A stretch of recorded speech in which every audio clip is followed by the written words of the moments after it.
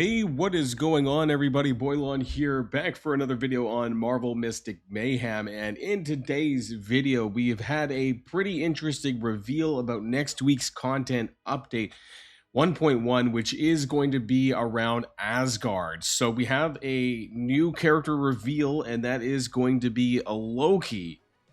And that's also PS the name of my dog. If you ever hear this on the channel, or if you're from other channels and you know this already, congratulations. And I recently pulled, as you guys saw on my channel, that I pulled Reed Richards. I did get him, and I also got his highlight. I went 80 keys in. But part of me is wondering whether or not this was a good thing or not. And I guess I'm always going to feel this way every single time a new character comes out.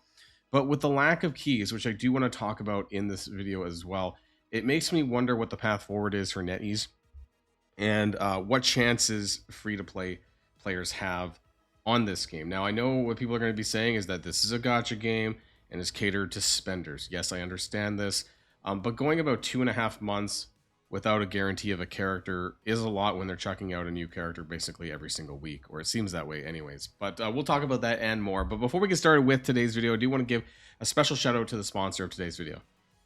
Hey, what is going on, everybody? Now, some of you might know that I have been playing Raid Shadow Legends for some time now, and actually we're going on almost 6 months of Raid. I cannot believe that it's been going on that long. And I do want to let you guys know about a promotion that Raid is running this summer, and that's the Lemon-Easy Chase event. So if you log in for 7 days at any time between now and the end of August, then you can get her absolutely free, a brand new legendary character of the Sylvan Watchers faction. So a lot of amazing rewards past the 7-day mark as well. So lots of great fun here to be had. And if you haven't started playing Raid yet, what are you waiting for? Because you can download using the QR code in the top right hand of the screen to get yourself another amazing legendary Karato Fox Hunter for free, and also 3 amazing epic champions to start your journey off, whether it's a brand new account or an alt account: Ugo, Lady Annabelle, and Fane at account level 10, 20, and 30. And do you want another legendary champion? Because I bet you do, because you can use the promo code Demon Slayer within the first 48 hours of a brand new account to get yourself Tholen Valbeard. And I also want to talk about my Raid Shadow Legends YouTube channel. So some of you may not know that I am also doing this on the side, doing about 4 to 5 videos every single week, whether it's new player guides, whether it's current events, everything like that you need to know about Raid. You can also find a community on my Discord server as well, where we talk about Raid Shadow Legends every single day. So what are you waiting for? Join the journey with me and let's have fun together.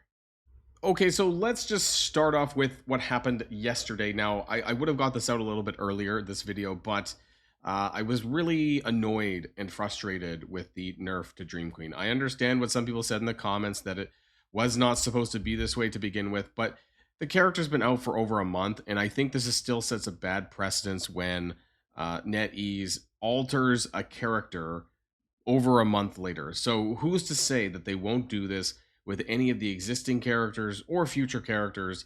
And I just don't like it. You know, there was nothing in the notes that suggests this was happening, so to me, it's a stealth change. Anyways, version 1.1, the fate of Asgard, right? So we have the headliner, Loki here, and there's also going to be a new uniform for Angela. Sorry, I don't know why I stuttered there for a minute. Angelic Pride for Angela. You can see it there. I can zoom in a little bit. And there's going to be a new boss, Surtur. And now I really hope that this is going to be for Nightfall, because when I saw the news about the Fantastic Four event and the boss for that, I thought that was going to be for Nightfall. So I hope that this is an actual Nightfall boss and is not like basically what they're doing with the Fantastic Four.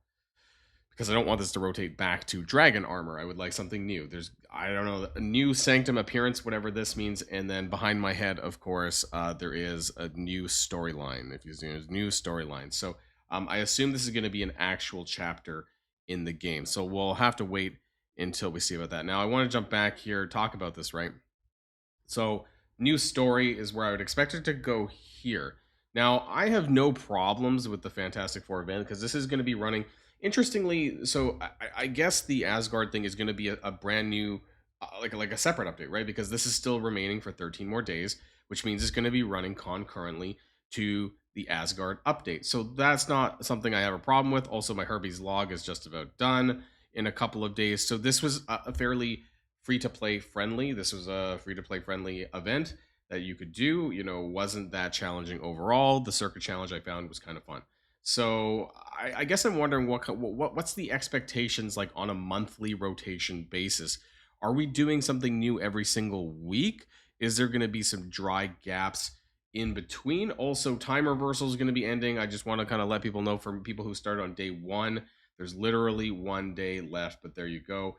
Also, Bifrost Brawl, I'm kind of stuck on here. I do have some videos coming up later where I've attempted to use my Fantastic Four in Bifrost Brawl with mixed success. I will say that Thing's damage is cracked. It is super strong. Thing's ultimate does a shit ton of damage. I upgraded it to level 7 now. I'm having a lot of fun with this. But as far as PvP goes, I feel like Thing just cannot tank it very well. And when you're getting hit by 3 people at the same time, that's a big problem. I feel like maybe you need Invisible Woman. And I guess that's where I'm kind of leading to next is keys. Shadow keys, great keys, all of that kind of stuff, right? You know, and so with Loki coming around the bend as the next pullable character, I need a controller. I reset my Dream Queen to level 1 because I was super pissed off about what happened with her, and now I need a replacement controller. I do not have Emma Frost. I do not have Doctor Strange. And so I'm essentially kind of toying with the idea of either Invisible Woman, pulling for her, going back and pulling for her, and then maybe getting some shards for some Soul Sagas for Human Torch, or waiting for Loki, who I don't know what he's going to do. Now, a lot of us do believe that he's probably going to be a controller character. My question is, will he have any synergy with Thor and or Angela? Not that I like Angela, but I mean, is there going to be any movement on synergy there? Because we've previously had this with the Fantastic Four. Is that a new precedent that they're going to do this with future characters, groups of 3, right? In this case, or more, right? Angela, Thor, and Loki being Asgardian based, and whether or not that they're going to implement or backdate even part of the kit where it suggests that they'll be used together. That's something that I'm curious about, because you do have a solid set of 3, right? You have a tank, you have a fighter, and then you have presumably what's going to be a controller, because I don't see him to be a striker, right? There's only 4 classes in this game, as far as I'm aware. So I don't see him being a striker. I mean, maybe Loki could be a striker, but I personally don't think he's going to be. I think he's probably going to be a controller after we just had Sue, so that's kind of interesting. But there we go. Now, the question is, are we going to have the keys to be able to do that?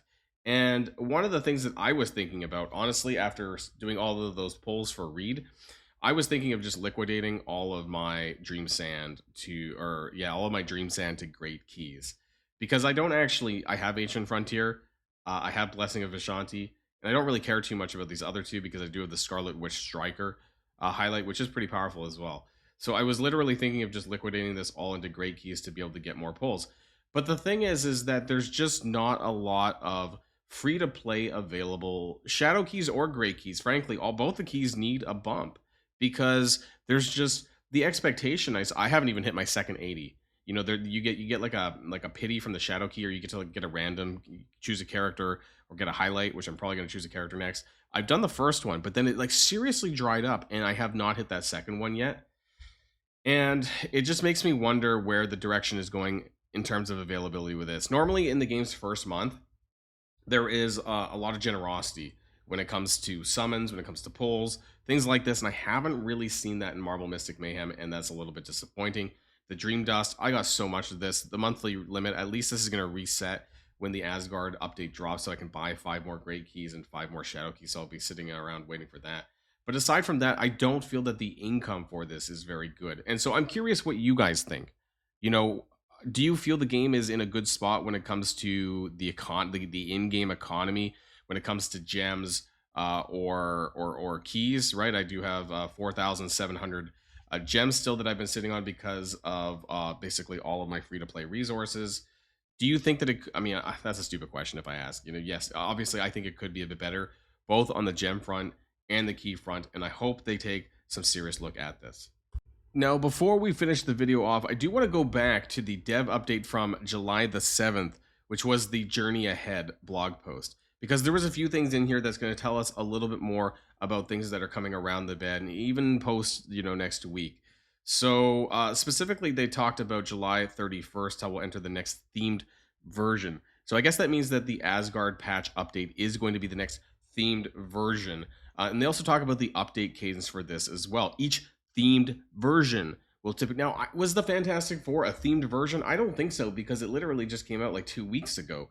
Our themed version is going to be every 2 weeks? I don't think so either, because it says released every 6 weeks here. So maybe Fantastic Four was just like a movie tie-in. Obviously, there was a lot of new characters, but it does say each theme version will typically include a new story chapter, which we're getting for the Asgard stuff, 2 to 3 new playable heroes. Okay, so Loki's one of them, so we might get 1 to 2 more after that.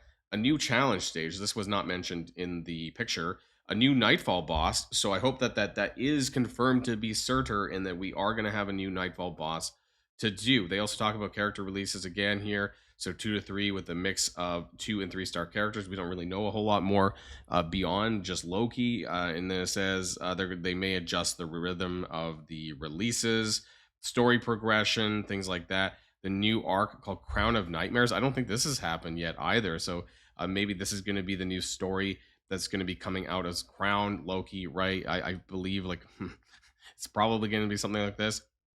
Empowered by the Crown of Nightmares is gaining control of reality. They've also seasons. I forget about seasons. I know they said this was going to be a long time. And then they said that there was going to be some new updates for game modes, including Alliance War, Super Flow Challenge, whatever this is, and Solo Mode, again, whatever this is. I don't know if this is just single character levels or things like that, that they are in active development. But, you know, I think that when we go back into the game, right, like what I think matters the most is that we need some content to play on a more regular basis. I do clear most of my stuff within 10 minutes, which is fine. You know, it's a good side game. It's just like I feel like there's not a whole lot of strategy to employ that really justifies it being a main game to that extent. You know, whether or not this is your main game that you play, or you play other, you know, Marvel mobile games, or what have you, right? Because as far as my daily login, you know, I don't even do Nightfall anymore because I don't need to do this. I haven't been able to like beat my score, but I'm like in the top 1% anyway, so it doesn't really matter as far as rank rewards go when this does pay out. So I don't have to run this. Game of Khonshu I do for my weekly stuff, and then I just do some farming and that's it, and I log out. So there's still not a whole lot to do, but I hope that they improve this over time. There's a lot of things that I'm concerned about, honestly, still, especially the in-game economy. This is a real big issue, but let me know what your thoughts are in the comments down below. There's some time, but if they don't address this soon, I fear that this may spell some issues for the game, if not already. That's it for now, everyone, and I'll see you guys all on the next video. Have a great weekend. And if you like this video, make sure you hit that subscribe button if you haven't already, and you'll be greatly helping out the channel. Have a great day, and I'll see you guys on the next one.